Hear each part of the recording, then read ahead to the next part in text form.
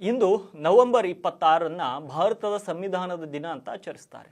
ಸಂವಿಧಾನದ ದಿನವನ್ನ ಭಾರತೀಯ ಸಂವಿಧಾನದ ಬಗ್ಗೆ ಜನರಿಗೆ ಅರಿವು ಮೂಡಿಸುವ ಮತ್ತು ಸಂವಿಧಾನದ ಮಹತ್ವ ಮತ್ತು ಭಾರತ ರತ್ನ ಡಾಕ್ಟರ್ BR ಅಂಬೇಡ್ಕರ್ ಅವರ ವಿಚಾರಧಾರೆಗಳು ಮತ್ತು ಪರಿಕಲ್ಪನೆಗಳನ್ನು ತಿಳಿಸುವ ಉದ್ದೇಶದಿಂದ ಆಚರಿಸಲಾಗುತ್ತೆ. ಅಂದಹಾಗೆ 1949ರಲ್ಲಿ ಇದೇ ದಿನದಂದು ಭಾರತೀಯ ಸಂವಿಧಾನವನ್ನು ಅಂಗೀಕರಿಸಲಾಗಿತ್ತು.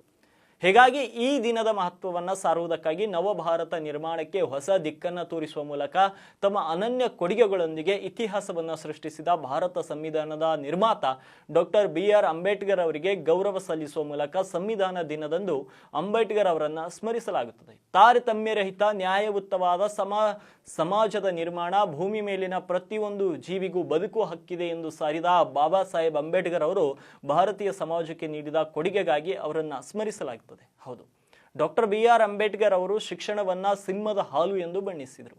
ಶಿಕ್ಷಣವೆಂಬುದು ಸಿಂಹದ ಹಾಲಿನಂತೆ, ಅದನ್ನ ಕುಡಿದವರು ಗರ್ಜಿಸಲೇಬೇಕು ಅಂತ ಸಾರಿದರು. ಈ ಮೂಲಕ ಪ್ರತಿಯೊಬ್ಬ ಶಿಕ್ಷಣದ ಮಹತ್ವ ಏನು ಎಂಬುದನ್ನು ತಿಳಿಸಿದರು. ಬಡವರು, ಮಹಿಳೆಯರು ಮತ್ತು ಅವಕಾಶ ವಂಚಿತ ಸಮಾಜದ ಪ್ರಗತಿಗೆ ಶಿಕ್ಷಣ ಒಂದೇ ದಾರಿ ಅಂತ ಬಾಬಾ ಸಾಹೇಬರು ನಂಬಿದರು. ಸಮಾಜದ ಪ್ರತಿಯೊಂದು ವರ್ಗದವರು ತಮ್ಮ ಮಕ್ಕಳಿಗೆ ಶಿಕ್ಷಣ ಕೊಡಿಸುವಂತೆ ಕೇಳಿಕೊಂಡಿದ್ರು. ಶಿಕ್ಷಣವಿರುವ ಕುಟುಂಬದಲ್ಲಿ ಕತ್ತಲೆ ಇರುವುದಿಲ್ಲ ಅಂತ ನಂಬಿದ್ರು. ಬಾಬಾ ಸಾಹೇಬರು ಭಾರತೀಯ ಸಂವಿಧಾನದ ಪಿತಾಮಹ ಮತ್ತು ಸ್ವತಂತ್ರ ಭಾರತದ ಮೊದಲ ಕಾನೂನು ಮತ್ತು ನ್ಯಾಯಮಂತ್ರಿ. ರಿಸರ್ವ್ ಬ್ಯಾಂಕ್ ಆಫ್ ಇಂಡಿಯಾಗೆ ಅಡಿಪಾಯ ಹಾಕಿದ, ಭಾರತೀಯ ರೂಪಾಯಿಗೆ ಮೌಲ್ಯ ತಂದುಕೊಟ್ಟ ನಿಜವಾದ ಅರ್ಥಶಾಸ್ತ್ರಜ್ಞ.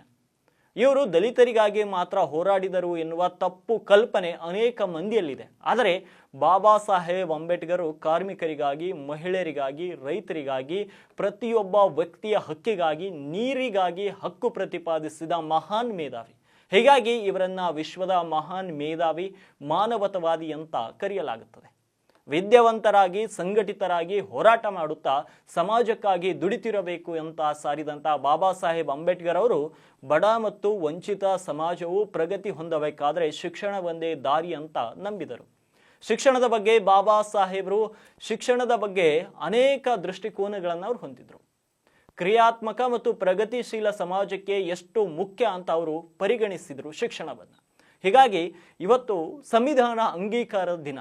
ಆದರೆ ಇವತ್ತಿನ ರಾಜಕೀಯ ಪಕ್ಷಗಳು ಸಂವಿಧಾನವನ್ನ ಮತ್ತು ಸಂವಿಧಾನದ ಪುಸ್ತಕವನ್ನ ಕೈಯಲ್ಲಿ ಹಿಡಿದುಕೊಂಡು ರಾಜಕಾರಣ ಮಾಡ್ತಾ ಇದೆ. ಆದರೆ ಸಂವಿಧಾನದ ಪುಟಗಳನ್ನ ಓದಲಿಕ್ಕೆ ಮಾತ್ರ ರಾಜಕಾರಣಿಗಳ ಹತ್ರ ಸಮಯವಿಲ್ಲ.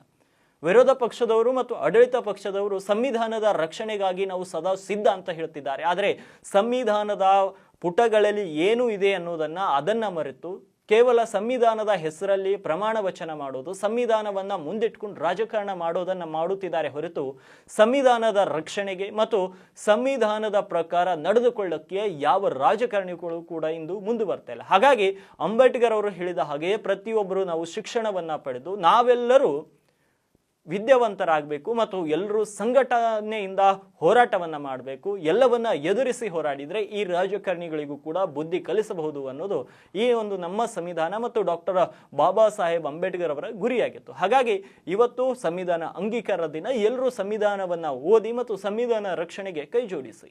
ಇವಾಗಿದ್ವು ಇಂದಿನ ಪ್ರೈಮ್ ಟೈಮ್ನ ಪ್ರಮುಖ ಸುದ್ದಿಗಳು. ಮತ್ತೆ ನಾಳೆ ಭೇಟಿಯಾಗ್ತೀನಿ ಉತ್ತರ ಕರ್ನಾಟಕ ನ್ಯೂಸ್ನ ಪ್ರೈಮ್ ಟೈಮ್.